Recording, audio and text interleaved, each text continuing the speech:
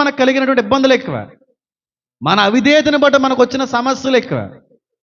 దానికి దీనికి ఏమీ సంబంధం లేదు. దేవుడు దేవుడు దేవుడు దేవుడు దేవుడు దేవుడి మీద పడిపోవడం వీళ్ళకి అలవాటు అయిపోయింది బాగానే.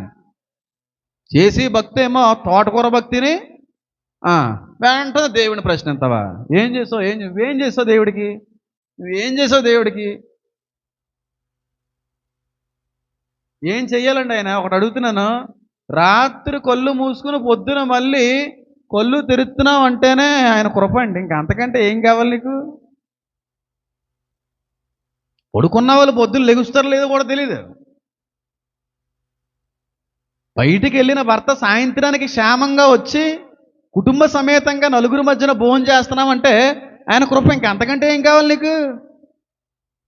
ఇంక అంతకంటే ఏం కావాలి? పుట్టుకొని పోతేనే ప్రాణాలు బయటికి వెళ్ళి వస్తాడో లేదో గ్యారంటీ లేని రోజులు.